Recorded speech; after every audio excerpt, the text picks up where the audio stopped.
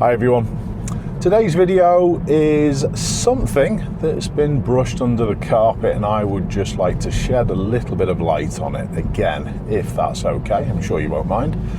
And it's in regards to the pedestrian priority rules and amongst other rules that were updated in the Highway Code 4 years ago now. Time flies. Now, on the 17th of December, the DVSA appointed a new chief executive, Beverly Warmington, and she's been tasked with getting the driving test waiting list sorted, and that was the main thing in the press release. But nothing was mentioned of the pedestrian priority rules and the updates to the Highway Code from 4 years ago. And it needs addressing, because I still think it's an absolute shambles. Yeah. Aye, sir. I'm going to help you. I'm going to sit here and protect you. You're quite all right. Okay.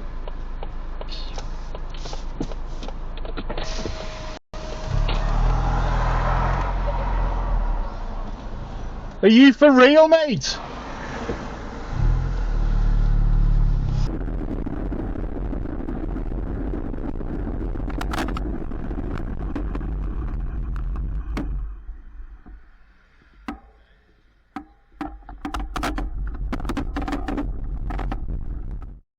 These two pedestrians should be given priority, and my viewer does exactly that.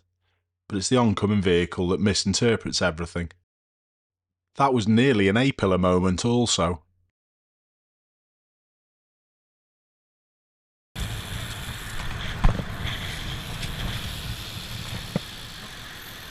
Your priority. Right. Yeah, they should be stopping it at this point. As you can see, I still get sent loads of videos with people trying to do the correct things and it just causing absolute havoc. And in my opinion, this needs addressing and it needs clarification from the DVSA in which direction they wish to proceed with this. If they're not going to push these rules out properly and get everyone knowing them, for me, it needs scrapping. This is the classic situation that occurs often on a two-lane approach roundabout. You give way and then someone else doesn't. Feels like it's going to be where we are at the minute is very sunny today, so all these lines will come down. What hope have we got for these rules sticking if driving instructors don't even obey them? Certain price, you've got it free anyway. Remember them? I don't know. Sometimes you do, sometimes you don't. I hope that learner's going to... No! Both of them! My God! Are you saying, oh my God, because they didn't let her cross? Well, they're both learners. So they should have been top They should have given way. Yeah. In my opinion, a big part of this problem is that these rules are in the Highway Code as a should.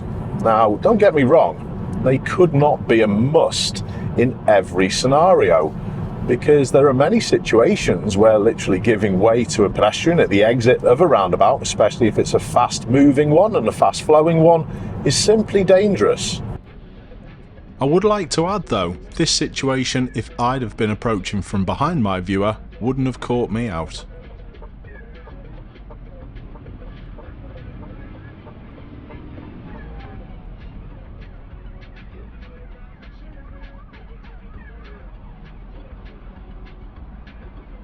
Can we really expect the rest of the general public to be as skilled as a professional instructor though?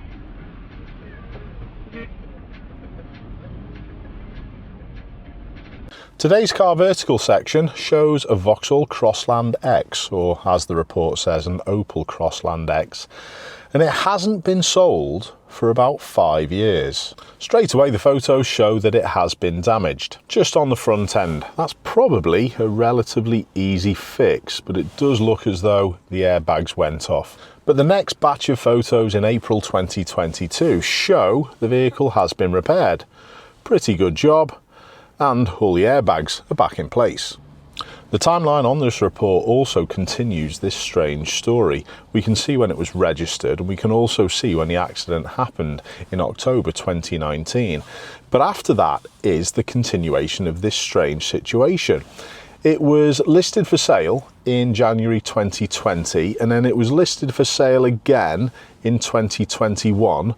It was inspected successfully in 2022, but there's no other inspections, and it was again listed for sale in 2022 and 2024. What's wrong with this car? There's been no ownership changes. And this is exactly what Car Vertical reports are for. They compile all this information in a simple, readable form that allow you to ask yourself these important questions. This car may very well have problems, but it may just be a bargain waiting for someone to pick up. If you use the code Ashley or the links in the description, you can save yourself 20% on checking out your next potential purchase. And checking multiple vehicles can save you even more. If you use the code Ashley, you'll save 50% on checking more than one car. Don't leave any stone unturned, or in fact, any car unchecked. Thanks, Car Vertical. Oh, stop, brake. Right, look, stop. Right, driving school person. Interesting. Come on. And this is a big problem also. People are just expecting every vehicle to wait. So when it's down to judgment and opinion, that's the thing that causes most conflict. And that's my problem with it. I've even had Part 2 driving instructor tests fail when they've tried to give way to a pedestrian at the exit to a roundabout, and the examiner's gone, that's not a designated crossing. Where do we go from here though? There's clearly no universal understanding, and that's on the DVSA's shoulders. Now, before we go on to my already discussed solution to the pedestrian priority rules, I'd just like to have a quick word about another of the updates, and it's in regard to cyclists continuing ahead. They should be given priority when vehicles are turning left. Yes, they absolutely should do. However, this has caused problems as well.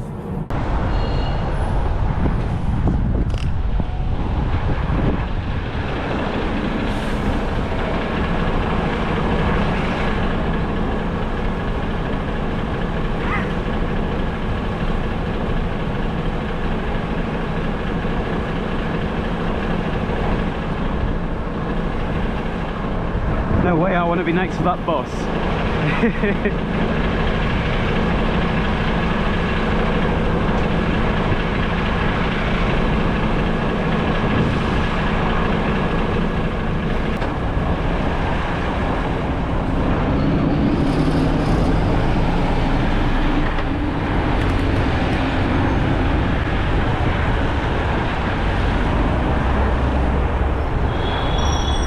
Again, it's something that I've discussed already, but there is a conflict within the highway code.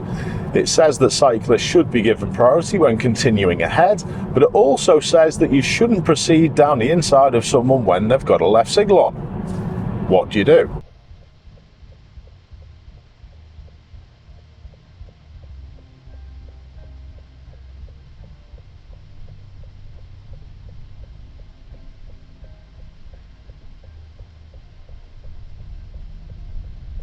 And again, if it's left down to individuals, you might have one person that thinks it should be done in one way and another person that thinks it should be done in a different way.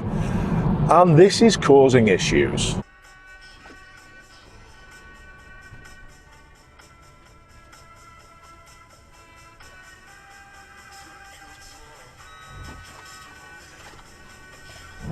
You are always going to get people who are going to take priority before they've given it, and this is one of the strong messages that I've tried to work with over the past 4 years.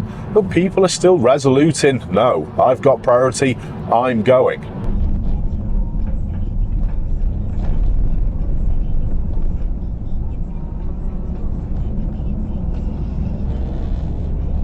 Whoa! For f***'s sake. If people did go with the mindset of priority is given, not taken, honestly, these rules work. And even at the exit to a roundabout, It's not an issue. We've got many junctions around the country which have zebra crossings just at the exits. They work fine. I couldn't resist this example of it not working fine though.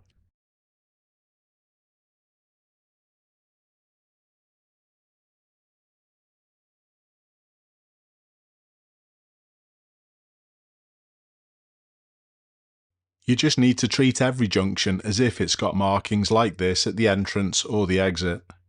And that leads me perfectly onto my already talked about solution. I've said it before about putting not necessarily a full zebra crossing at the exits to junctions, but just the stripes on the road. And put these where you would like people to give way to pedestrians. It's a clear sign, it's a clear distinction, and it cuts out that potential difference in people's idea of what they should do. Markings, as I suggested, are commonplace in many countries round the world, and they work well. Why can't the UK use them also? There's pedestrian crossings at This one here's another one. Yeah, at the entrances and exits. So all you do is ensure that there's no one there prior to getting to this effectively giveaway line. You would get the exact same effect as these rules were intended for, but it just adds an extra element of safety. Unfortunately though, we still couldn't guarantee there wouldn't be stupid road users like the driver of the Mercedes.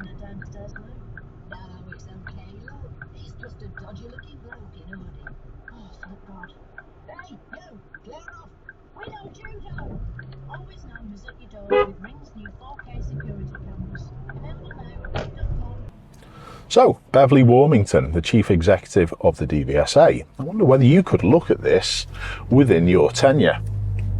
I know you're under a fair bit of pressure to deal with the test waiting list, but honestly, that has very little to do with road safety. It's just appeasing people's impatience.